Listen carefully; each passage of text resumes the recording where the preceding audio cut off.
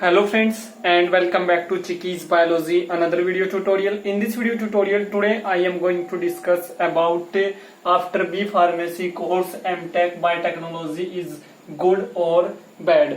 बहुत सारे स्टूडेंट्स की, बहुत सारे फॉलोअर्स की, बहुत सारे सब्सक्राइबर्स की ये रिक्वेस्ट थी कि सर हम लोगों को इस क्वेश्चन का एक अप्रोप्रिएट आंसर दीजिए। और ये जो क्वेश्चन है ये पिछले कई दिन से मुझे वीडियो के नीचे कमेंट बॉक्स में आ रहा था और आज मैं आप लोगों को इसी क्वेश्चन का यहाँ पे आंसर दूंगा। तो आप लोग इस वीडियो में मेरे साथ में स्टार्टिंग से लेके एंड तक बने रहें। फ्रेंड्स, आप लोग जानते हैं कि जो बी फार्मेसी कोर्स है, बी फार्मेसी कोर्स को करने के बाद जो 4 ईयर का एक कोर्स होता है, इस कोर्स को करने के बाद आप लोगों को अगर एमटेक इन बायोटेक्नोलॉजी कोर्स करना है तो इसके लिए आप लोगों को first of all GATE XL exam qualify करना पड़ेगा। Means GATE life sciences exam आप लोगों को क्वालिफाई करना पड़ेगा। इस एग्जाम को क्वालिफाई करने के बाद ही आप लोग आईआईटी में, एनआईटी में या फिर आईआईएससी से या इंडिया के किसी अदर रेपुटेटेड इंस्टीट्यूशन से अपना बायोटेक्नोलॉजी में मास्टर डिग्री कर सकते हैं। लाइक आप लोग अपना एमटेक इन बायोटेक्नोलॉजी कोर्स कर सकते हैं। बट अगर आप लोग एक फार्मेसी स्टूडेंट्स हैं तो बायोटेक्नोलॉजी फील्ड में जाना आप लोगों के लिए बहुत ही डिफिकल्ट होगा और आप लोगों के लिए ये एक बहुत बड़ा टास्क होगा, क्योंकि फ्रेंड्स जो फार्मेसी जो स्ट्रीम है ये स्ट्रीम और जो बायोटेक्नोलॉजी स्ट्रीम है ये 2 डिफरेंट स्ट्रीम्स हैं। ये आप लोगों को फर्स्ट पता होना चाहिए। और फ्रेंड्स ये 2 जो स्ट्रीम्स हैं ये डिफरेंट क्यों हैं, इस पे भी हम लोग आज अपनी इस वीडियो में बात करेंगे। और फर्स्ट ऑफ ऑल मैं आप लोगों को बता देना चाहता हूं कि जो बी फार्मेसी कोर्स है, ये जो कोर्स है ये एक केमिस्ट्री इस कोर्स का बेस है।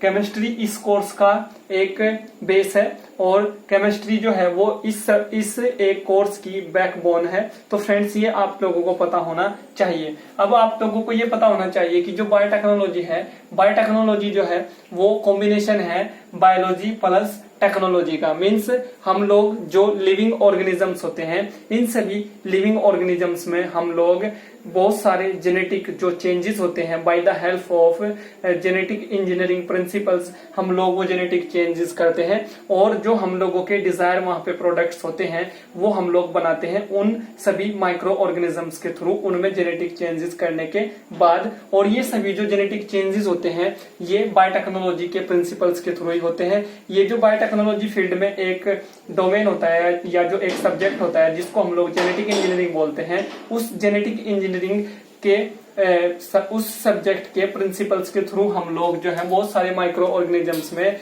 जेनेटिक चेंजेस करते हैं और जेनेटिक चेंजेस करने के बाद वो माइक्रो ऑर्गेनिज्म जो है हम लोगों को बहुत सारे जो हम लोगों के डिजायर वहां पे प्रोडक्ट्स होते हैं वो हम लोगों को देते हैं। जैसे कि हम लोग एक जेनेटिकली मॉडिफाइड जो इंसुलिन होता है जो शुगर के लेवल को कंट्रोल करता है ह्यूमंस की बॉडी में, वो हम लोग बायोटेक्नोलॉजी की हेल्प से ही बनाते हैं। और बायोटेक्नोलॉजी में जो जेनेटिक इंजीनियरिंग है उसके जो प्रिंसिपल्स हैं, उस सब्जेक्ट के जो प्रिंसिपल्स हैं, उन सभी प्रिंसिपल्स को यूज करके और बहुत सारे जो टूल्स होते हैं जेनेटिक इंजीनियरिंग के, जैसे कि बहुत सारे रिस्ट्रिक्शन एंजाइम्स की हेल्प से हम लोग जेनेटिक चेंजेस करते हैं डीएनए में, आरएनए में और प्रोटीन लेवल पे भी हम लोग बहुत सारे जेनेटिक चेंजेस करते हैं। और इन्हीं सभी जेनेटिक चेंजेस के हेल्प से हम लोग जो है जो ह्यूमन जेनेटिक इंजीनियर्ड जो इंसुलिन होती है वो हम लोग वहां पे जनरेट करते हैं। और फ्रेंड्स जो टेक्निक्स होती हैं इन दोनों फील्ड्स में जो टेक्निक्स यूज होती हैं वो भी डिफरेंट होती हैं, उस पर भी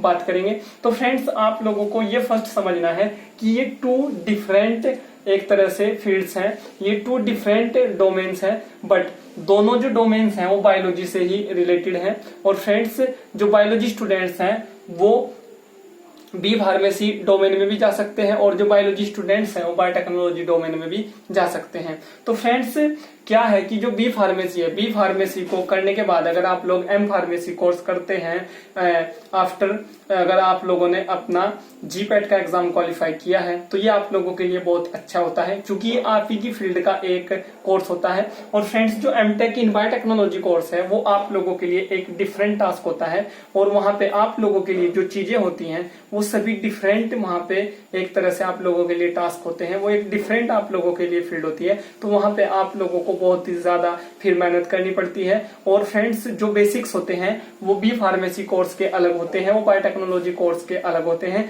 तो आप लोगों को फिर सभी के सभी जो बेसिक्स होते हैं वो भी अपने क्लियर वहां पे करने होते हैं। तो ये जो चीजें हैं आप लोगों के माइंड में हमेशा ही वहां पे रिमेम्बर होनी चाहिए। ये आप लोगों के लिए जानना बहुत ही मैंडेटरी वहां पे हो जाता है अगर आप लोग अपने बी फार्मेसी कोर्स के बाद अपना एमटेक इन बायोटेक्नोलॉजी कोर्स करना चाहते हैं। और फ्रेंड्स जो एमटेक इन बायोटेक्नोलॉजी कोर्स है उस कोर्स को करने के लिए जो बीटेक इन बायोटेक्नोलॉजी स्टूडेंट्स होते हैं वो गेट बायोटेक्नोलॉजी एग्जाम देते हैं। बट आप लोग गेट बायोटेक्नोलॉजी एग्जाम नहीं दे सकते अगर आप लोग बी फार्मेसी स्टूडेंट्स हैं। आप लोगों को गेट लाइफ साइंसेज एग्जाम देना पड़ता है, तभी आप लोग जो है एमटेक इन बायोटेक्नोलॉजी कोर्स कर सकते हैं किसी भी आईआईटी से, एनआईटी से या आईआईएससी में, या फिर इंडिया की जो सेंट्रल या स्टेट लेवल की जो यूनिवर्सिटीज होती हैं गवर्नमेंट और प्राइवेट, वहां से आप लोग ये कोर्स कर सकते हैं। और फ्रेंड्स जो बी फार्मेसी डोमेन है हमारा, या जो बी फार्मेसी का जो एक तरह से बेस है वो हमारा केमिस्ट्री है। और फ्रेंड्स जो बायोटेक्नोलॉजी का हमारा बेस है वो हमारा बायोलॉजी है।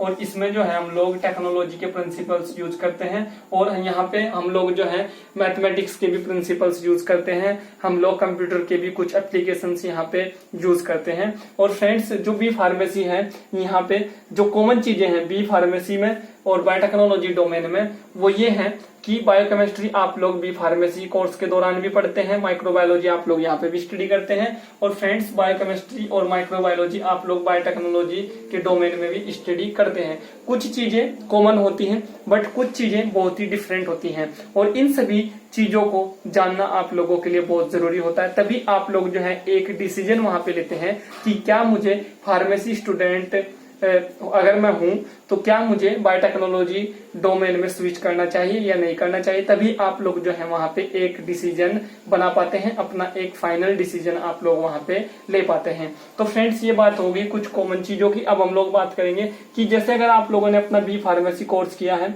उसके बाद आप लोगों ने अपना एम फार्मेसी कोर्स किया है, या आप लोगों ने अगर अपना सिंपल बी फार्मेसी कोर्स किया है, तो आप लोग फार्मा इंडस्ट्री में जा सकते हैं। और फ्रेंड्स फार्मा इंडस्ट्री एक अलग इंडस्ट्री होती है, और जो बायोटेक्नोलॉजी स्टूडेंट्स के लिए जो इंडस्ट्री होती है वो बायो फार्मा इंडस्ट्री होती है। अब बहुत सारे स्टूडेंट्स इसमें भी कंफ्यूज रहते हैं कि जो फार्मा इंडस्ट्री होती है वो क्या होती है और जो बायो फार्मा इंडस्ट्री होती है वो क्या होती है। तो फ्रेंड्स ये टू डिफरेंट इंडस्ट्रीज होती हैं, और यहाँ पे डिफरेंट टाइप्स के यहाँ पे वर्क्स जो होते हैं वो भी यहाँ पे अलग होते हैं, अलग अलग काम यहाँ पे होता है। तो फ्रेंड्स जो फार्मा इंडस्ट्री है, फार्मा इंडस्ट्री में जो काम होता है वो टोटल केमिस्ट्री का काम होता है, वो टोटल केमिकल्स का काम होता है। क्योंकि जो हमारे साल्ट्स होते हैं, जो हमारी मेडिसिन होती हैं, वो एक तरह के हमारे केमिकल्स ही होती हैं। तो उनकी एनालिसिस या उनको कैसे हम लोग एक मेडिसिनल पर्पस के लिए यूज करते हैं, या उनको कैसे हम लोग ह्यूमन हेल्थ के लिए वहां पे यूज करते हैं, ये हम लोग टोटली देखते हैं फार्मा इंडस्ट्री में। फार्मा इंडस्ट्री डोमेन में हम लोग इसकी एनालिसिस करते हैं, और फ्रेंड्स बी फार्मेसी में यही हम लोग स्टडी करते हैं। तो फ्रेंड्स जो फार्मा इंडस्ट्री है, फार्मा इंडस्ट्री में जो एनालिसिस होती है किसी भी केमिकल की या किसी भी कंपोनेंट की जो केमिस्ट्री से रिलेटेड है, उसकी 3 लेवल पे होती है। वो एक होती है फिजिकल लेवल पे, यानी उसको हम लोग बोलते हैं फिजिकल एनालिसिस। एक होती है केमिकल लेवल पे जिसको हम लोग बोलते हैं केमिकल एनालिसिस। इसमें हम लोग उसकी केमिकल प्रॉपर्टीज के बारे में वहां पे देखते हैं, और फिजिकल एनालिसिस में हम लोग फिजिकल पैरामीटर्स पे उस एक केमिस्ट्री के केमिकल की वहां पे केमिस्ट्री की फील्ड में जो एक केमिकल है उसकी हम लोग वहां पे फिजिकल लेवल पे स्टडी करते हैं। जैसे हम लोगों ने कोई टैबलेट बनाई है, कोई कैप्सूल हमने बनाया है, और फ्रेंड्स उसमें हमने कोई ड्रग यूज किया है जो एक केमिकल ही है, तो उसकी हम लोग वहां पे लेंथ देखते हैं जो एक फिजिकल पैरामीटर है, उसकी हम लोग विड्थ वहां पे देखते हैं, उसका हम लोग वहां पे वेट करते हैं, उसके साइज की हम लोग वहां पे एनालिसिस करते हैं। तो ये सभी चीजें हम लोग वहां पे देखते हैं। उसकी विस्कोसिटी के बारे में हम लोग वहां पे देखते हैं। उसकी रिजिडिटी के बारे में हम लोग वहां पे देखते हैं, बहुत सारी उसकी डिसोलेशन पावर हम लोग वहां पे देखते हैं। तो इस तरह के जो फिजिकल पैरामीटर्स होते हैं इस लेवल पे हम लोग उन सभी केमिकल्स की, उन सभी ड्रग्स की वहां पे एनालिसिस करते हैं। एक हम लोग केमिकल एनालिसिस में हम लोग जो है उसकी केमिस्ट्री लेवल पे वहां पे एनालिसिस करते हैं, और इसके लिए हम लोग बहुत सारे इंस्ट्रूमेंट्स वहां पे यूज करते हैं, जैसे कि HPLC आप लोग जानते भी होंगे। और HPLC को हम लोग बायोफार्मा इंडस्ट्री के डोमेन में भी यूज करते हैं, और जो हमारी यहाँ पे फार्मा इंडस्ट्री है यहाँ पे भी हम लोग HPLC को यूज करते हैं। बट फार्मा इंडस्ट्री में हम लोग HPLC को यूज करते हैं केमिकल्स की एनालिसिस के लिए, ड्रग्स की एनालिसिस के लिए। बट बायोटेक्नोलॉजी या बायोफार्मा इंडस्ट्री डोमेन में हम लोग उसकी HPLC की जो हम लोगों को जरूरत होती है उसके बारे में मैं भी डिस्कस करूंगा, हम लोग उससे क्या करते हैं वो मैं आप लोगों को बताऊंगा। और बायोलॉजिकल एनालिसिस जो हम लोग करते हैं अपनी फार्मा इंडस्ट्री में वो हम लोग करते हैं माइक्रोबायोलॉजी लेवल पे। तो यहाँ पे हम लोग बायोटेक्नोलॉजी का कोई वर्क नहीं करते, अगर आप लोग इसमें कंफ्यूज हैं। माइक्रोबायोलॉजी लेवल पे हम लोग ये देखते हैं, माइक्रोबायोलॉजी की लैब होती है QC डिपार्टमेंट में, या फार्मा इंडस्ट्री का जो R&D डिपार्टमेंट है वहां पे भी माइक्रोबायोलॉजी की एक लैब होती है। तो वहां पे हम लोग जो देखते हैं वो ये देखते हैं कि जो हम लोगों ने टैबलेट बनाई है, जो कैप्सूल बनाया है, जो सिरप बनाया है, जो इंजेक्शन हम लोगों ने बनाया है, उसमें कोई फंगस, एल्गी, प्रोटोजोआ, कोई बैक्टीरिया वहां पे ग्रो तो नहीं हो गया। तो इसके लिए बहुत सारे जो टेस्ट होते हैं, जो बेसिक टेस्ट होते हैं, उनको हम लोग वहां पे लगाते हैं, और उन्हीं टेस्ट के थ्रू हम लोग जो है अपने बायोलॉजिकल लेवल पे, हम लोग जो माइक्रोबायोलॉजी लेवल पे, बायोलॉजिकल में उसी को बोल रहा हूँ, कंफ्यूज नहीं होना है, माइक्रोबायोलॉजी को ही बोल रहा हूँ। तो हम लोग बायोलॉजिकल एनालिसिस वहां पे करते हैं माइक्रोबायोलॉजी के प्रिंसिपल्स को यूज करके, और सभी जो हमारे माइक्रो ऑर्गेनिजम्स हैं उनके कंटामिनेंट्स को हम लोग वहां पे चेक करते हैं। तो ये बात हो गई हमारी बी फार्मा के डोमेन की कि यहाँ पे क्या होता है। और फ्रेंड्स अब हम लोग बात करेंगे बायोटेक्नोलॉजी के बारे में। तो बायोटेक्नोलॉजी में मैंने आप लोगों को बताया कि कॉमन क्या है बायोटेक्नोलॉजी में और बी फार्मेसी में। अब मैं आप लोगों को बता रहा हूँ कि जो फार्मा इंडस्ट्री है इसमें आप लोगों की जॉब लगती है अगर आप लोगों ने M.Tech इन बायोटेक्नोलॉजी कोर्स किया है। अगर आप लोगों ने M फार्मेसी कोर्स किया है या बी फार्मेसी कोर्स किया है तो आप लोगों की जो जॉब्स लगती हैं वो फार्मा इंडस्ट्री में लगती है। यहाँ पे क्या काम होता है ये मैंने आप लोगों को बताया। अब मैं आप लोगों को बता रहा हूँ कि बायोटेक्नोलॉजी में आप लोगों की जॉब जो बायो फार्मा इंडस्ट्री में लगती है यहाँ पे आप लोगों को क्या करना होता है। तो फ्रेंड्स यहाँ पे आप लोगों का SDS पेज आप लोग चलाते हैं। SDS पेज पे आप लोग मेनली जो बायोटेक्नोलॉजी इंडस्ट्री है यहाँ पे जो आप लोगों का DNA होता है, RNA होता है, प्रोटीन होता है, या आप लोगों का जो कार्बोहाइड्रेट्स होता है, जो बायोमोलिक्यूल्स होते हैं उन्हीं के लेवल पे यहाँ पे वर्क होता है। उन्हीं से बहुत सारी मेडिसिन जो है या बहुत सारे जो आप लोगों के बायो प्रोडक्ट्स होते हैं जिनको हम लोग ह्यूमन हेल्थ में हम लोग यूज कर सकते हैं, उन्हीं पे यहाँ पे वर्क होता है। तो फ्रेंड्स आप लोगों का अगर आप लोगों ने B.Tech इन बायोटेक्नोलॉजी कोर्स किया है, आप लोगों ने M.Tech इन बायोटेक्नोलॉजी किया है, after complete your B.Tech in biotechnology course, तो फ्रेंड्स आप लोगों के लिए यहाँ पे वर्क करना बहुत ही इजी हो जाता है। और अगर आप लोगों ने बी फार्मेसी कोर्स किया है उसके बाद आप लोगों ने M.Tech इन बायोटेक्नोलॉजी कोर्स किया है तो फ्रेंड्स आप लोग फिर अगर इस इंडस्ट्री में आते हैं, बायो फार्मा इंडस्ट्री में आते हैं, तो आप लोगों के लिए बहुत ही ज्यादा प्रॉब्लम्स यहाँ पे होती है वर्क करने में। क्योंकि फ्रेंड्स आप लोगों के जो बेसिक्स होते हैं वो क्लियर नहीं होते। आप लोगों का जो बेसिक है, आप लोगों ने जो अपने बैचलर्स में जो स्टडी किया वो बी फार्मेसी किया है, बट आप लोग आ गए हैं बायो फार्मा इंडस्ट्री के डोमेन में after complete your M.Tech in biotechnology course. तो यहाँ पे कहीं ना कहीं आप लोगों को वो सभी चीजें जो है परेशान करती हैं जो आप लोगों ने अपने बैचलर लेवल में सीखी हैं। तो बैचलर लेवल में आप लोगों ने केमिस्ट्री से रिलेटेड चीजें सीखी है, मास्टर लेवल में आप लोगों ने M.Tech इन बायोटेक्नोलॉजी कोर्स किया है। तो फ्रेंड्स आप लोगों को यहाँ पे फिर बहुत ही ज्यादा परेशानी होती है क्योंकि कुछ चीजें ऐसी होती हैं जो हम लोग बैचलर लेवल पे सीखते हैं उनको फिर इंडस्ट्री में अप्लाई करते हैं। कुछ चीजें ऐसी होती हैं जिनको हम लोग मास्टर लेवल पे सीखते हैं देन उनको हम लोग इंडस्ट्री में अप्लाई करते हैं। बट अगर हम लोगों का बैचलर किसी अलग स्ट्रीम से है, हमारा मास्टर किसी अलग स्ट्रीम से है, तो फिर अगर हम लोग जॉब के लिए जाते हैं या हम लोग वहां पे वर्क करते हैं तो हम लोगों को बहुत ही ज्यादा प्रॉब्लम्स वहां पे होती हैं क्योंकि हम लोगों के जो बेसिक्स होते हैं वो क्लियर अच्छे से नहीं हो पाते। तो फ्रेंड्स जिस एक स्ट्रीम में आप लोगों का बैचलर है अगर उसी स्ट्रीम में आप लोगों का मास्टर है तो आप लोगों के लिए यहाँ पे फिर जो सर्वाइवल है वो बहुत ही इजी हो जाता है। भले ही आप लोग B pharmacy plus M pharmacy student है, भले ही आप लोग B.Tech in biotechnology plus M.Tech in biotechnology students हैं। तो अब आप लोगों को समझ में आ गया होगा कि मैं आप लोगों को क्या यहाँ पे बताना चाहता हूँ या मैं बताने की कोशिश कर रहा हूँ। तो फ्रेंड्स, यहाँ पे आप लोग जो टेक्निक्स होती हैं वो अलग यूज करते हैं। डीएसपेज, वेस्टर्न ब्लोटिंग यहाँ पे यूज करते हैं। एचपीएलसी दोनों जगह पे यूज होती है, मैंने आप लोगों को बताया। और एचपीएलसी को हम लोग यहाँ पे यूज करते हैं प्रोटीन के एनालिसिस के लिए, डीएनए के एनालिसिस के लिए, आरएनए के एनालिसिस के लिए,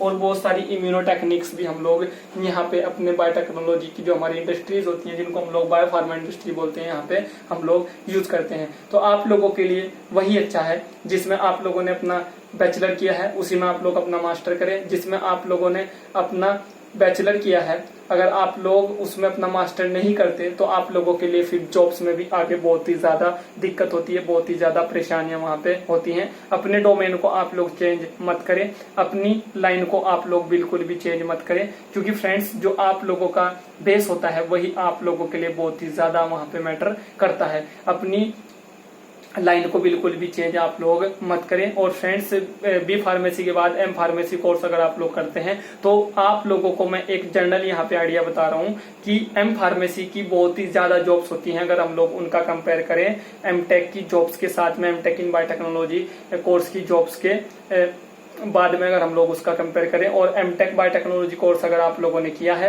तो आप लोगों को डिफिकल्ट हो जाता है जॉब मिलना, और इसके बाद आप लोगों को पीएचडी करना जरूरी हो जाता है, तभी आप लोगों को जॉब मिल पाती है। M tech in biotechnology course अगर किया है तो पीएचडी जरूर करना पड़ेगा, और यहाँ पे आप लोगों को एम फार्मेसी के बाद डायरेक्ट जॉब मिल जाती है, एक अच्छी जॉब मिल जाती है। ये भी आप लोगों को पता होना चाहिए। और भले ही आप लोग यहाँ पे पीएचडी करें या न करें, आप लोगों को एक अच्छी जॉब वहां पे मिल जाती है। So thank you friends, thank you for watching. और इस वीडियो से रिलेटेड अगर आप लोगों का कोई क्वेश्चन है, कोई क्वेरी, आप लोगों के माइंड में कोई डाउट है, तो आप लोग उसको वीडियो के नीचे कमेंट बॉक्स में टाइप कर सकते हैं। और आप लोग मेरे साथ में जुड़ सकते हैं चिकीज बायोलॉजी के फेसबुक पेज के साथ, चिकीज बायोलॉजी के इंस्टाग्राम अकाउंट के साथ। इन सभी अकाउंट्स की जो लिंक्स है मैं आप लोगों को अपनी सभी वीडियोस के डिस्क्रिप्शन बॉक्स में अवेलेबल करा देता हूँ। वहाँ पे भी आप लोग अपने क्वेश्चन, अपने डाउट्स, अपने थॉट्स, अपने आप लोगों की जो क्वेरीज है वो आप लोग वहाँ पे पूछ सकते हैं, मेरे साथ में शेयर कर सकते हैं। Do subscribe the channel and press the bell icon button. और अगर आप लोग चैनल को सब्सक्राइब करते हैं और बेल आइकन के बटन को प्रेस करते हैं, तभी आप लोगों को चिकीज बायोलॉजी पर जो मैं आप लोगों के लिए नेक्स्ट वीडियो लेके आऊंगा उसका नोटिफिकेशन वहां पे जाएगा। Thank you friends, thank you for watching.